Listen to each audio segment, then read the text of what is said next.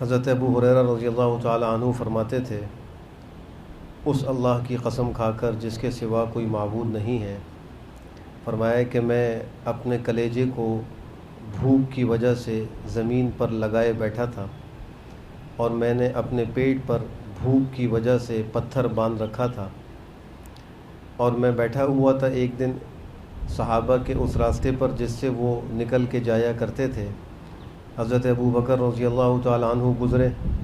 میں نے ان سے قرآن کریم کی ایک آیت کے بارے میں سوال کیا۔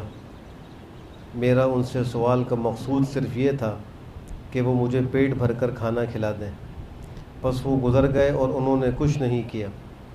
پھر میرے پاس سے حضرت عمر رضی اللہ تعالی عنہ گزرے۔ میں نے ان سے بھی قرآن کریم کی ایک آیت کے بارے میں سوال پوچھا، اور میرا مقصد یہی تھا کہ وہ مجھے پیٹ بھر کر کھانا کھلا دیں۔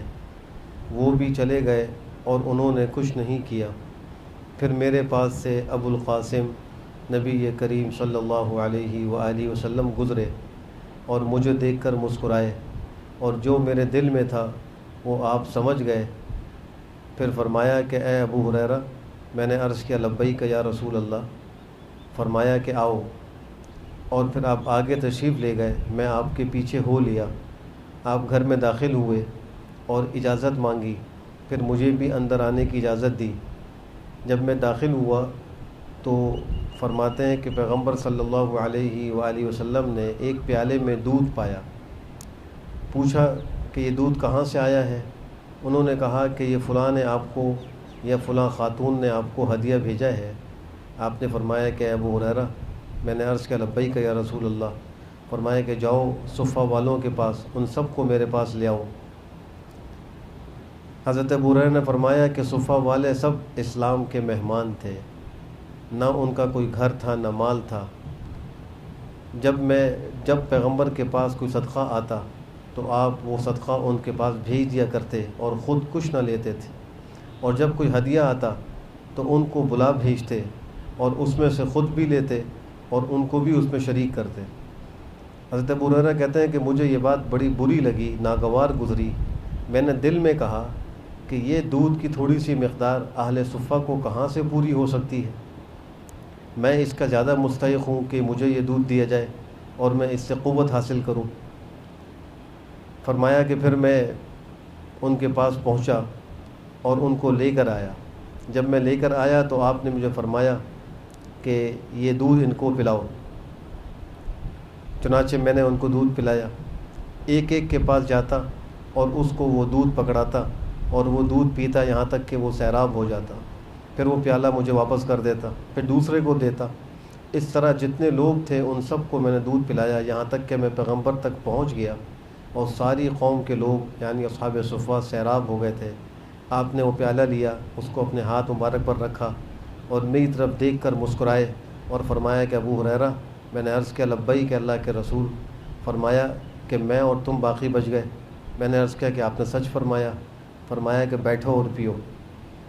حضرت ابو ہریرہ کہتے ہیں کہ میں بیٹھ گیا، میں نے پیا۔ پھر فرمایا اور پیو۔ میں نے اور پیا۔ آپ مسلسل مجھے پینے کا حکم فرماتے رہے، یہاں تک کہ میں نے کہا اس ذات کی قسم جس نے آپ کو حق دے کر بھیجا ہے، اب میں دودھ کی کوئی گنجائش اپنے اندر نہیں پاتا۔ آپ نے مجھ کو سیراب کر دیا۔ پھر میں نے وہ پیالہ آپ کو واپس کر دیا اور آپ نے اس پہ اللہ کا شکر ادا کیا، بسم اللہ پڑھی اور بقیہ بچا ہوا دودھ پی لیا۔ یہ ایک طویل قصہ ہے۔ امام بخاری رحمہ اللہ نے اس پر ایک عنوان قائم کیا ہے، اور وہ عنوان ہے کیف کان عیش النبی صلی اللہ علیہ وسلم و اصحابہ۔ پیغمبر اور ان کے صحابہ کی زندگی کیسے گزرتی تھی۔ اس پورے واقعے میں دیکھیے کہ حضرت ابو ہریرہ بھوک کی وجہ سے اپنے کلیجے کو زمین سے لگائے بیٹھے، اور آیت کے بارے میں سوال اسی کر رہے ہیں کہ شاید میری حالت دیکھ کر کسی کو سمجھ آ جائے، مجھے ساتھ لے جائے اور کچھ کھانا کھلا دے۔ سوال کرنا معیوب سمجھا کرتے تھے۔ اور شارحین نے لکھا ہے کہ حضرت ابو بکر صدیق نے آپ کو دیکھا اور چلے گئے، اس لیے کہ ان کے پاس بھی گھر میں اتنا نہیں تھا کہ ان کو کھلا سکتے تھے، اس لیے کچھ نہیں کہا اور آگے چلے گئے۔ جب آپ نے ان کو دیکھا تو پہچان گئے، اور پھر ایک پیالہ، چھوٹا سا پیالہ ہے دودھ کا، کتنے لوگوں نے پی لیا، یہ پیغمبر کا معجزہ تھا۔ اس واقعے کو سامنے رکھ کر ہم اپنی زندگی کے بارے میں ذرا غور کریں کہ ہمارے ایک وقت کے دسترخوان پر کتنے قسم کے کھانے ہوتے ہیں اور پھر بھی ہمارے منہ سے شکر کا کلمہ نہیں نکلتا. یہ ایک افسوس کی بات ہے. ان کے پاس مہینوں کے بعد، کئی دنوں کے بعد کچھ کھانے کو ملتا تو وہ کھا کر اللہ کا شکر ادا کیا کرتے تھے. اللہ ہم سب کو اپنی نعمتوں پر شکر کی توفیق نصیب فرمائے. الحمدللہ رب العالمین.